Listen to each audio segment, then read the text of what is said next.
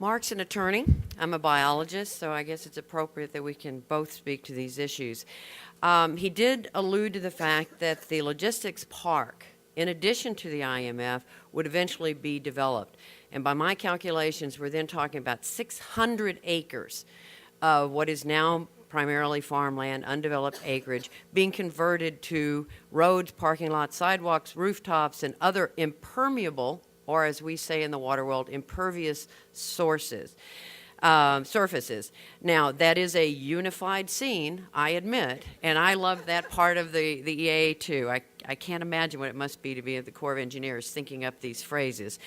I certainly would prefer the former to the latter, the unified scene.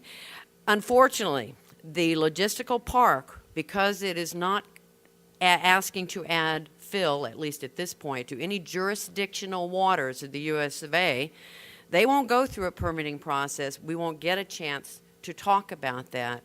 So we don't know at this point what kind of mitigation efforts that they may voluntarily have on their table to provide protection for your drinking water out of Hillsdale.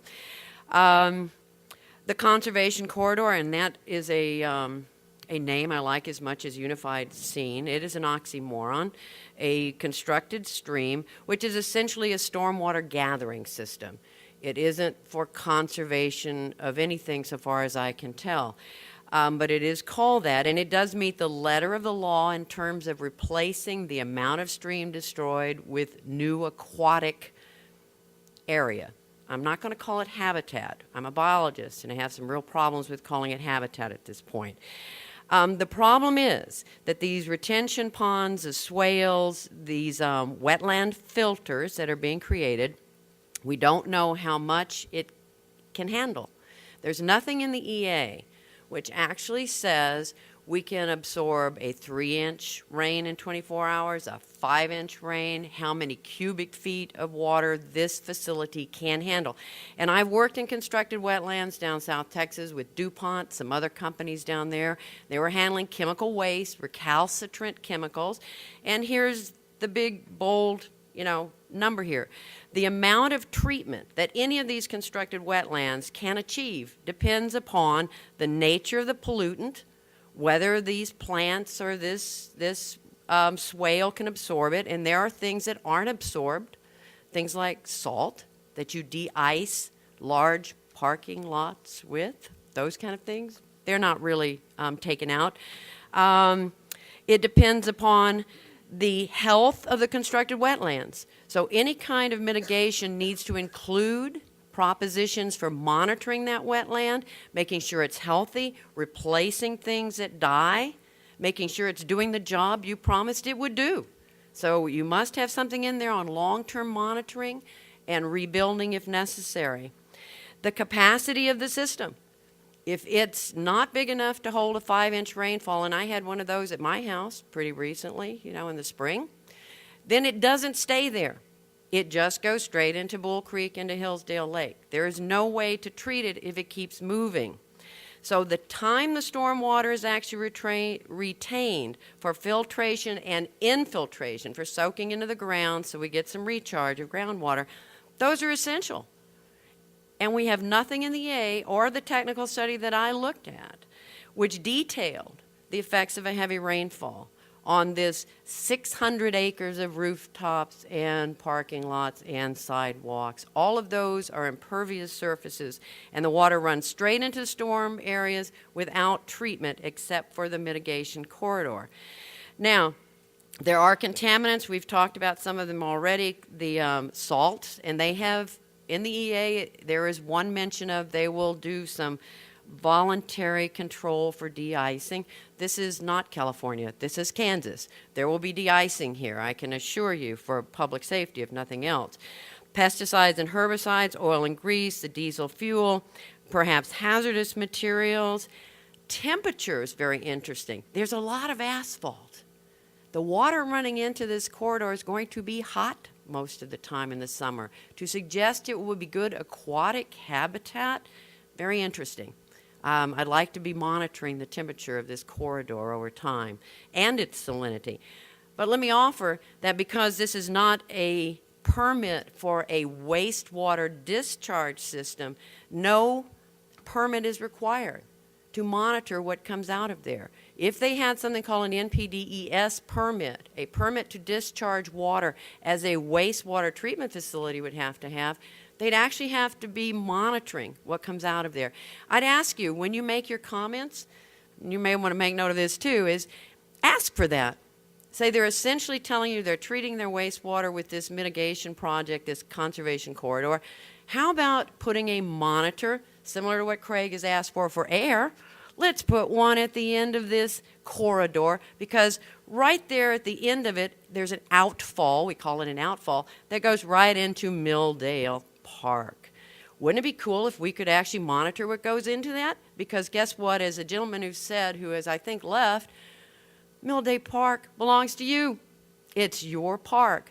You paid for it with taxpayer dollars, a lot of them. He was right, it was in the millions. And right now, that park is used as a rental facility by Johnson County Park and Rec, and the money they get from it supports the staff and the maintenance and brings people down into this part of the county. It is a good economic draw. So we should think about that again in a minute. So we certainly need to ask, you know, it's asking a lot, but I would suggest that they actually need a wastewater discharge permit at the end of their conservation corridor. And it should have parameters for monitoring and standards that they have to meet in order to protect your drinking water. That's all we're asking for. Use that word a lot in your comments. You're protected under the law that your drinking water source will be protected. Don't hesitate to use that. They ought to be looking at suspended solids. That's a dirt. They should be looking at oxygen demand in the waste, which would be something that oil and grease would suck oxygen out of Bull Creek. They should be looking at salinity, temperature, pH, things like that. So don't hesitate to talk about that in your comments. This corridor for conservation, I'll tell you what, I don't think any self-respecting raccoon, possum, or deer is going to walk among the tracks to get down there for a drink. I don't get that. All the terrestrial habitat around that creek is going to be gone. There are going to be buildings, and in fact, the corridor, if you look at the map, runs through 2 sets of tracks. They've got to get over the tracks, through the trains, and through the buildings around there.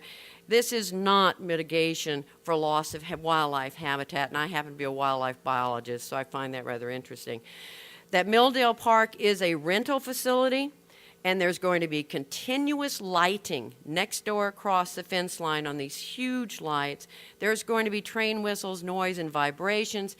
How many of you want to hold your wedding reception now in the stable area, which is that they're going to build the new tracks closer to the stables than the existing tracks? The district is actually doing some negotiating. The only thing I found in the EA that they thought was important, we're going to lose 28 parking spaces in that parking lot, and we're going to give us some new ones. Okay, what are you going to do about all the rentals we're going to lose? What are you going to do about the future use of that park for our kids? I'm with Sierra Club. We like to protect green space, and that's something that may become unusable for hiking, for camping, for public enjoyment. Like the gentleman spoke, I find this is a really overlooked part of this whole plan. I don't know what the water's going to do when it comes through that gate and into Milldale Park. No one has done any modeling. I don't know what kind of erosion is going to take place, what's going to happen to the floodplain there. The floodplain is also a legal issue. What is going to happen to the floodplain within Milldale? All they've talked about in the EA is a floodplain within the site itself. I need to know what's going to happen downstream with all the water that's coming down there. I don't see any mention of Gardner Municipal Airport anyway in the whole thing, except that they had a leaking underground storage tank, and I thought that was real relevant.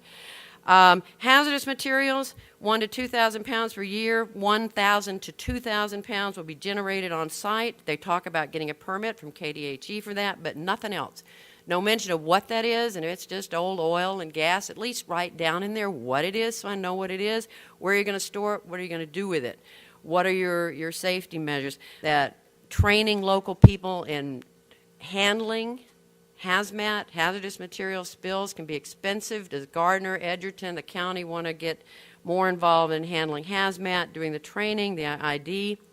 There was interesting mention under hazmat that for larger spills of flammables and toxics,